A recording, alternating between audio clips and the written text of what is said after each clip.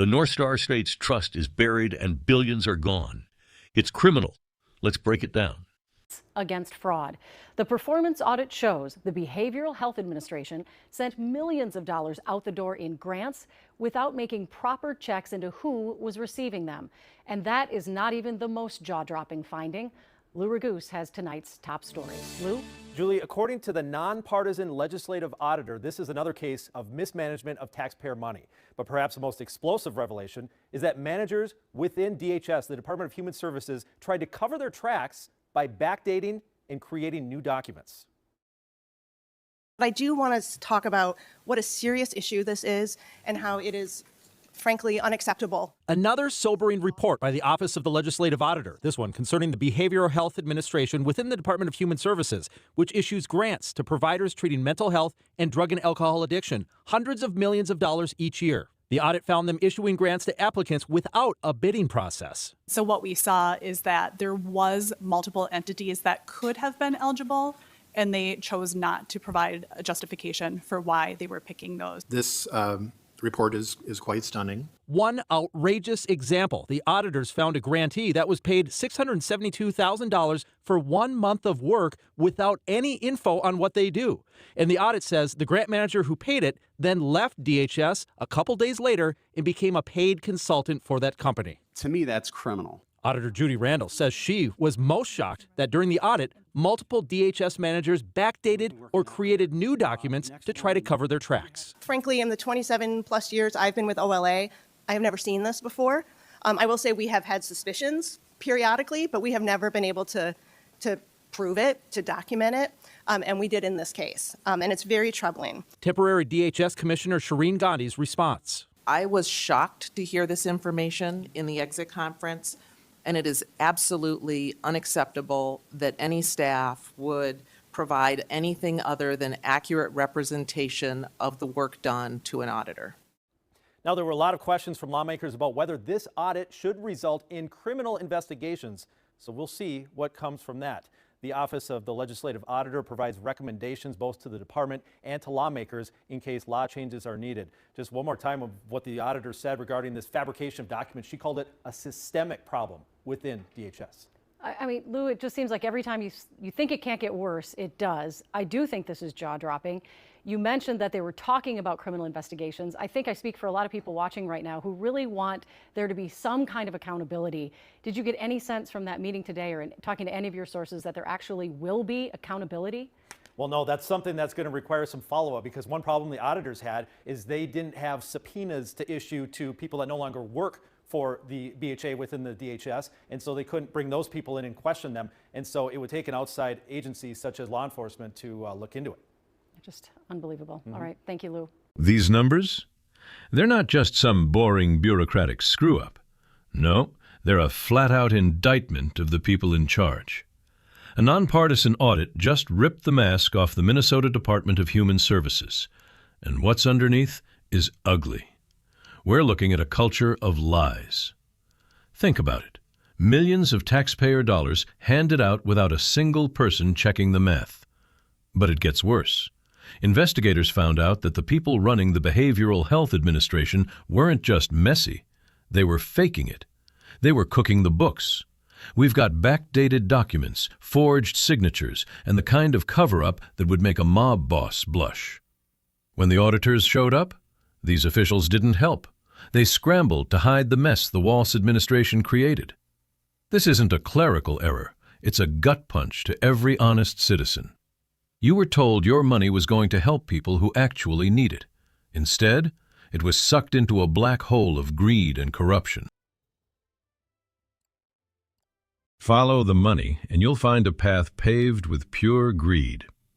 Get this. One state manager signs off on a massive $672,000 grant. Then, what do? They quit and immediately take a high-paying job as a consultant for the exact same group they just handed the money to. It's the ultimate revolving door, and it's disgusting. It shows you exactly how they view public service, as nothing more than a shortcut to getting rich on your dime. The audit calls this unacceptable. Honestly, that's way too polite. This kind of bold-faced corruption means the rules meant to protect you haven't just failed, they've been completely gutted. And look, we've seen this movie before with Governor Tim Walz. Remember the $250 million Feeding Our Future disaster? Or the constant oops moments with oversight? It keeps happening.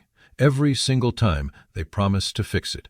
And every single time the rot just gets deeper. You have to ask, how far does the collusion really go in the back rooms of St. Paul? People across the state are absolutely livid.